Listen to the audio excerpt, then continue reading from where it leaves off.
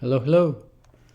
We're going to make a recording about property tax in New York City.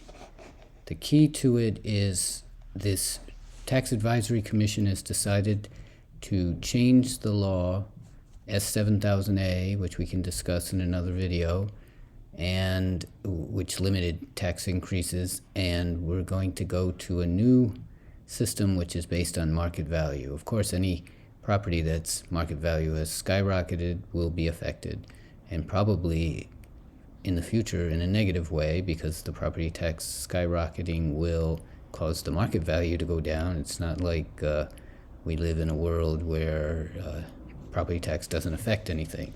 So you can go to this link, nyc.titleforce.org, which is right here. And you can also click on this new tax rate search, and you can search for things by name and address. You can also use the search engine here and search by name, address, LLC, and then go to the details page. These do very similar things, they're just different views on the same search.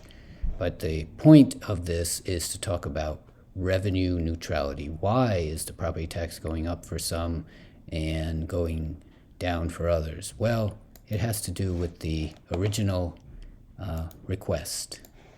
Somehow the mayor and the former speaker and the former mayor decided that it had to be revenue neutral, or they convert it to English for people is no reduction in revenue. Revenue to the city is your taxes. So if you say your deficit, it's revenue to the city, right? And their budget is your taxes. So whenever they say their budget, reach for your wallet. So, and they probably already have your hand there anyway. So you can go to this original request, which people should point out. Why do we have to make it revenue neutral? I don't know.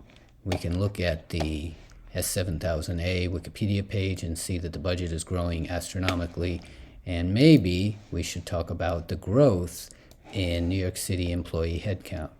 Of course, they will talk about, the elected persons will talk about equality and fairness, and the only way to do that is to have enormous growth in the headcount of New York City. I don't see how that is equated, because I don't see the when we have a recall for homeless services, we get nothing, right? Just run around, and we see homeless living underneath the FDR Drive everywhere.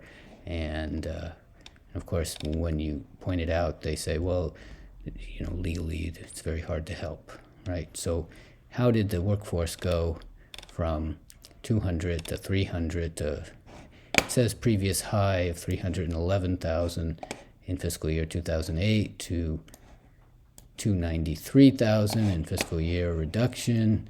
This was, I believe, Bloomberg years, right?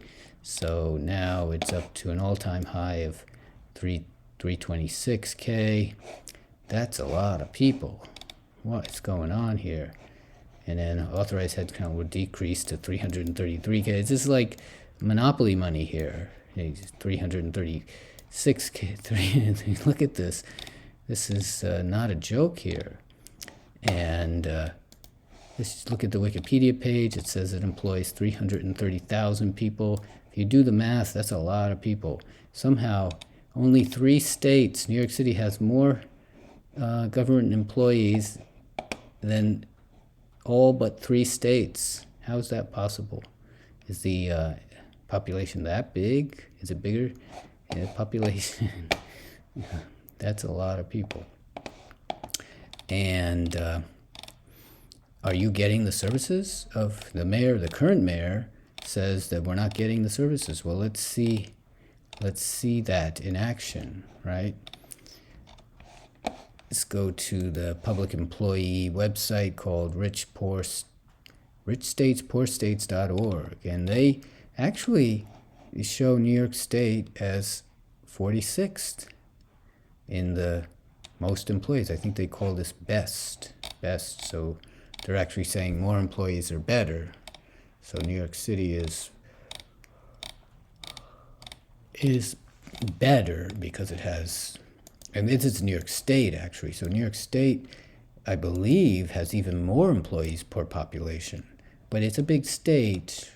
So, and it's got lots and lots of little itty bitty governments. New York State doesn't have that. New York City has a concentration. So where do you think New York City would lie on here? So the math, if we say that New York City has 8 million people, it probably has more, but, and then if you take 330,000 divided by 8 million, multiplied by that factor of 10,000, you get about 412 per 10,000 population, 10,000 people in population.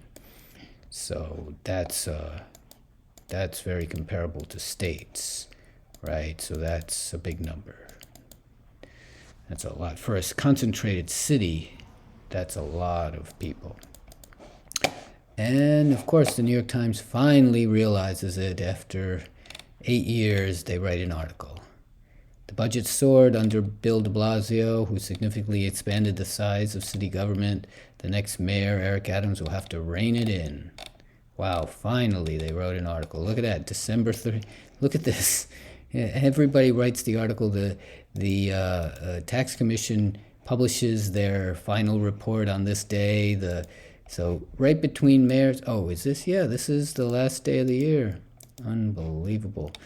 And remembered for eating pizza and almost killing the groundhog.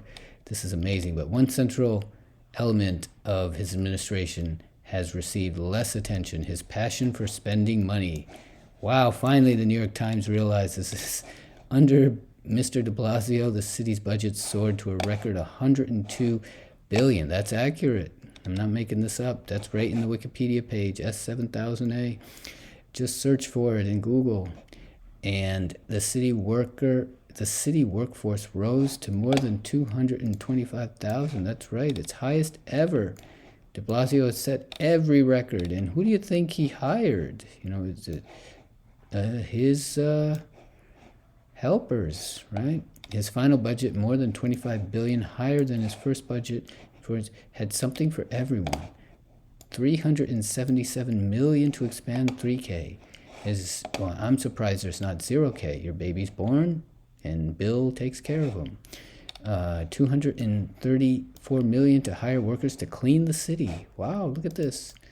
Wow, $200 million for summer programs for children. $10 million for enforcement of vaccines for restaurants. Wow, this is all your tax dollars. Now you wonder why your property tax goes up 900% in North Brooklyn. That's a whole nother story, which I highly recommend that North Brooklyn looks at this new property tax proposal. And the question is, why does the property tax have to go up for some and pit neighbor against neighbor and down for others? Why can't it go down for everyone?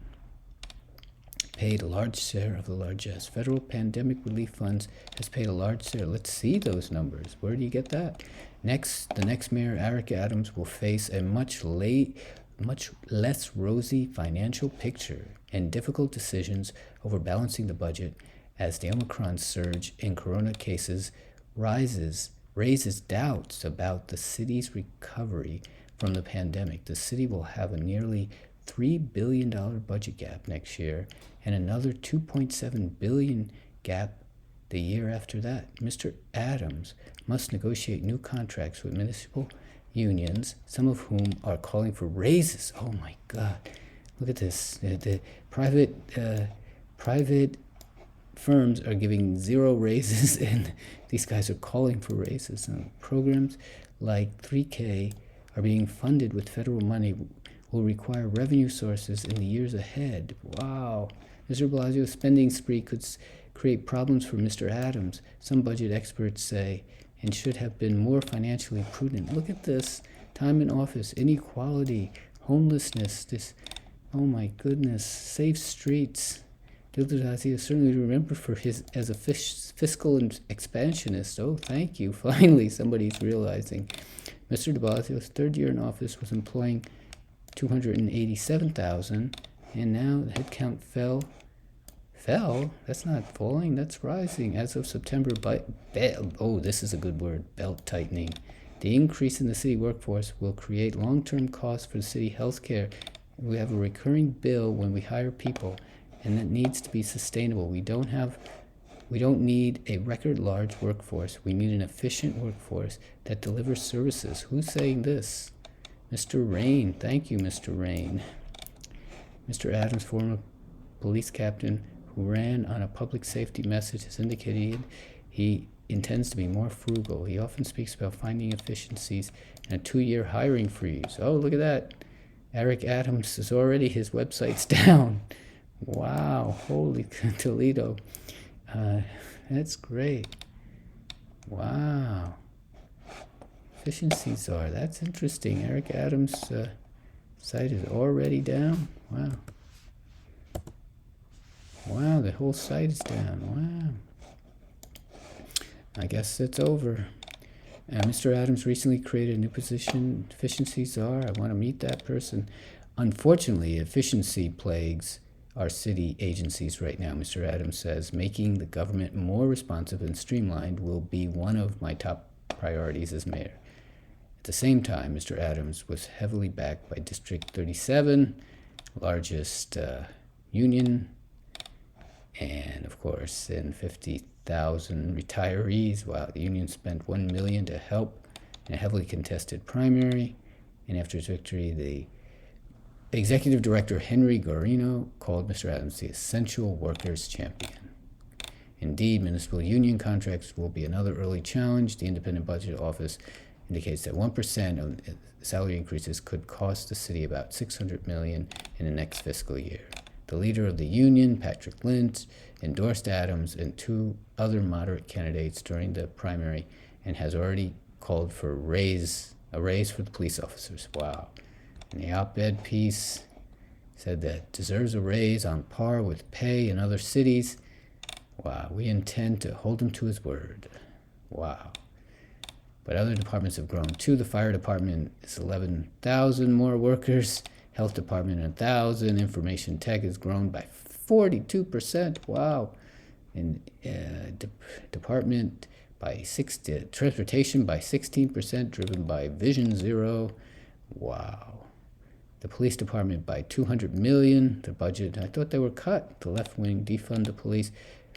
Mr. Adams has criticized the left wing defund the police.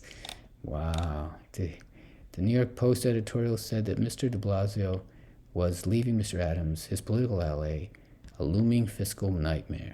Borelli, the new Republican minority leader in the city council, said had treated the city budget the way rock bands treat hotel rooms.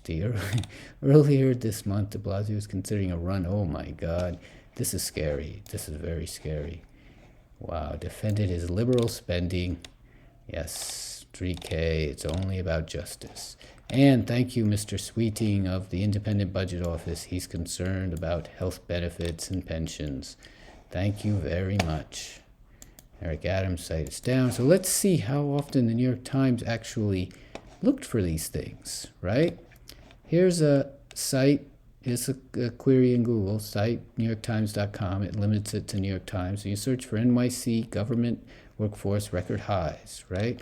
Let's see. It was record highs for a long time. There's one article here. Why the jobless rates? Let's see. They talked about staff in 2017. They reimagined themselves. That's kind of it. Record number of workers on it. Quit. That has nothing to do with New York City. 800,000 New Yorkers just lost federal unemployment benefits. Nothing.